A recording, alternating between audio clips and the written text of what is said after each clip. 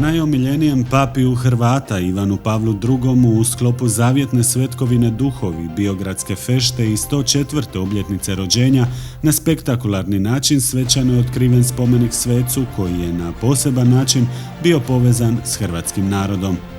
Blagoslov spomenika predvodio je župnik nadžupe Svete Stošije don Dario Tičić i župnik župe Svetog Ivana Krstitelja don Nikola Tokić.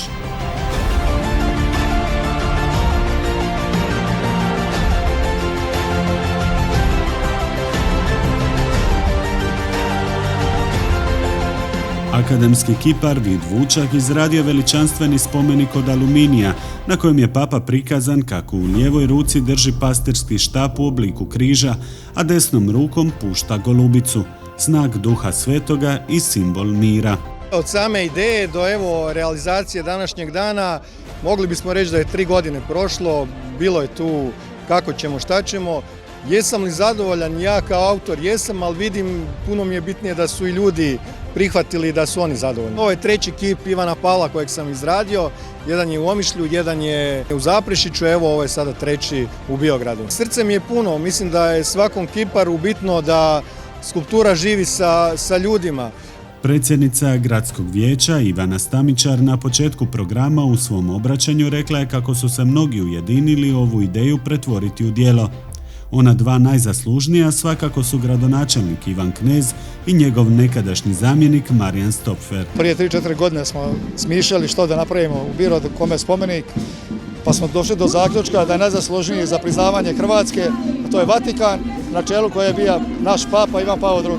A ideja je, zajedno smo razgovarali ja i dogradonačelnik gospodin Stopfer, preko zadovoljan, mislim da će to bolje reći građani i turisti koji će doći u ovaj turistički grad. Ja sam osobno presretan što smo ovaj projekt realizirali vrlo brzo u 3 godine i evo što smo našli našem Ivanu Pavlu II. Poziciju na Biogradskoj rivi, odnosno u budućnosti u Parku Mira, gdje on sigurno pripada.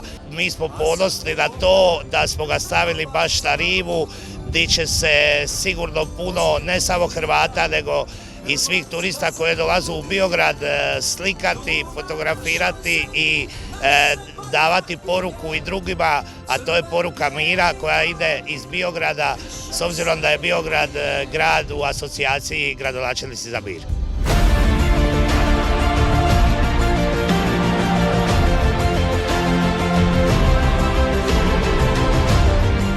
Svečanost je uz predstavnike gradske vlasti nazočila i konzulica Republike Poljske u Hrvatskoj Emilija Bala, koja je naglasila kako je čast sudjelovati u odavanju počasti jednom od najpoznatijih Poljaka na svijetu.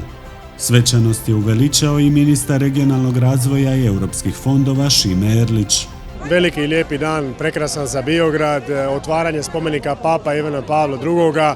Jedne od najvećih povijesnih ličnosti 20. stoljeća koja je mnogome obilježila i Hrvatsku i hrvatski narod. Papa Ivan Pavao je bio omiljen ne samo u Hrvatskoj nego i diljem svijeta među kršćanskim narodom zbog jedne svoje životnog puta, poslanja i onoga što je govorio i zastupao. I lijepo je da je danas ovdje u Biogradu taj spomenik otvoren. On će biti ovdje jedan zaštitnik i jedan podsjetnik na sve ono što je Papa Ivan Pavao značio hrvatskom narodu.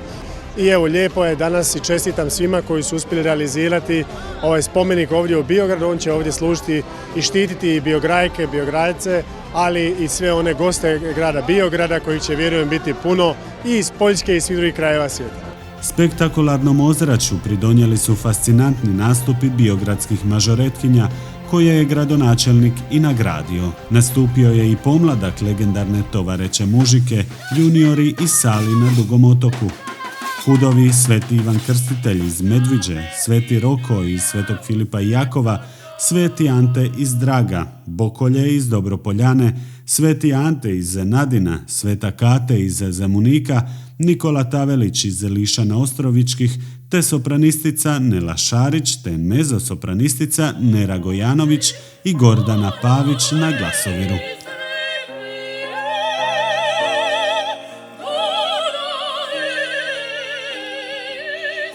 Vrhunac svečanosti bilo je iz ruku najviših dužnosnika puštanje golubova i golubica, čime je s Biogradske rive u svijet poslana poruka mira i zajedništva.